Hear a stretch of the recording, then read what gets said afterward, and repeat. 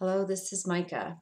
I have been wanting to make a video for a long time, but I have been in the process of learning new things, and I only share after I've gone through a cycle.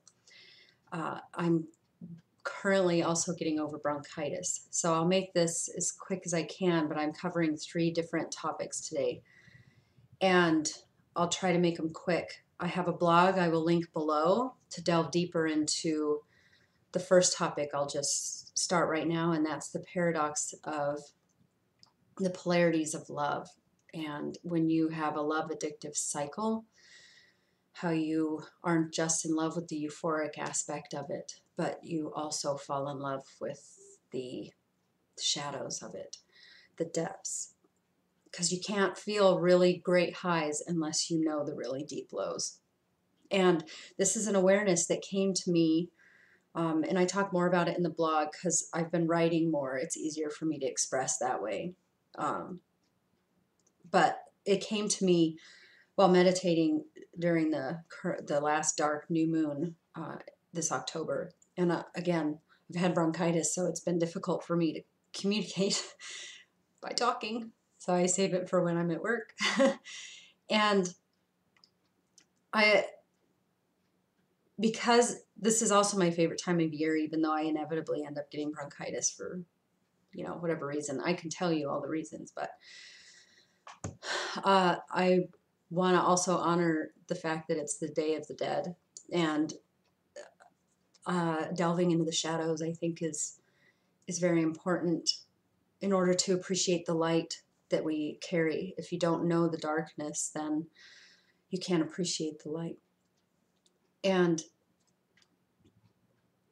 I'm honoring my grandmother, all of my dead loved ones, of course, but especially my grandmother, who called me a year or so before she passed away, and she unburdened herself on things she had never told anyone that she had carried with her, regrets, things, questions she had in her mind, things she never felt she could have addressed, different things that had pained her spirit. And I don't want to live that way. I'm very much like her in that I can end pretty much anything, no matter how intensely deep it can get or painful it can get. I can end any conversation with a smile, and I can hear her giggle at the end of every thought I have of her. And 'cause she had the cutest giggle. And I want to make sure to express, for the sake and the honor of her memory, how important it is to have the courage to be vulnerable, so that you don't hold on to these things that have pained you, because this is how we grow and connect and evolve, not just as individuals, but as a culture, as a society. And the only way we can really grow and improve is by being vulnerable. So I have candles burning here today, and I want to express, for her sake, in the blog I share about how important it is to acknowledge that when you're in any kind of an addictive cycle, you're not only addicted to the euphoric aspect, but you're also addicted to the intense lows. And I go into that in more depth and write more about my personal experience with it, if you're interested. And also the value of grieving what was is also there, because that's an important component to the process of healing. And I'm going to address 2 questions quickly that have been posed that are very valid. And that is, first, somebody asked about me mentioning that I was in a healthy relationship in past videos, and they were curious, rightly so, about where I stand with that. And I have to say that when I say those things, it was true at the time. But when one person in a relationship is growing and evolving and wanting to step deeper into what they believe their purpose is, then that is going to affect the relationship dynamic. And 2 people get together and they're both doing that, it will influence it even more so. So that forces 2 people to look at how much the relationship has become more of a priority than something they know they're supposed to be offering the world. And relationships are going to evolve as much as two people are going to grow and evolve. And if both people are stagnant, then, you know, then the likelihood of them staying together is probably greater. I don't know, because I've never been a stagnant person, or with people who are, you know, accepting of stagnation.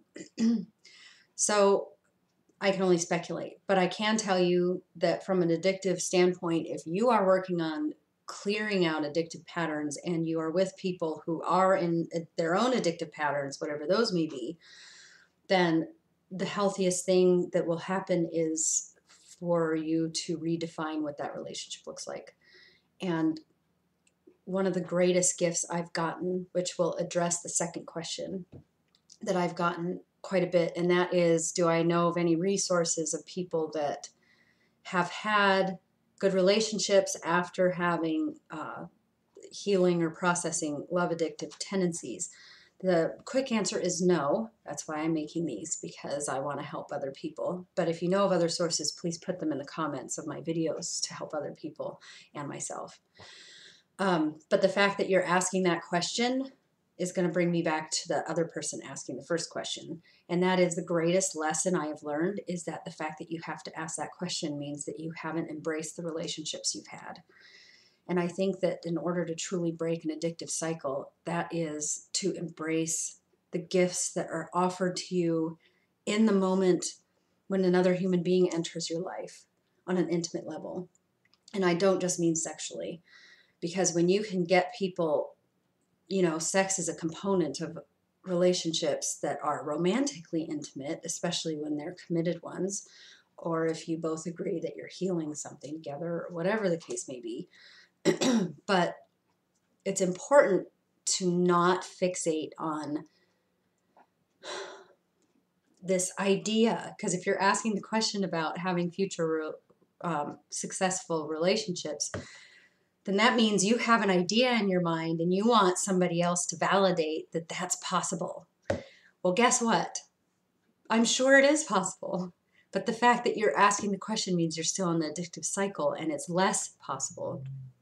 I think that when you break addictive cycles and you embrace the relationships that come to you for what they are, then I think that you will be gifted with different types of love and support, deeply intimate connections, and not all of them have to be sexual, and not all of them have to be romantic.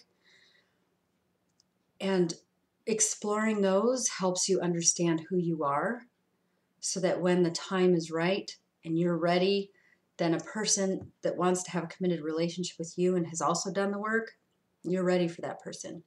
But if you're fixated on idea, then for all you know, that person could have already entered your life, but they didn't fit this idea that you had in your mind, so you missed it.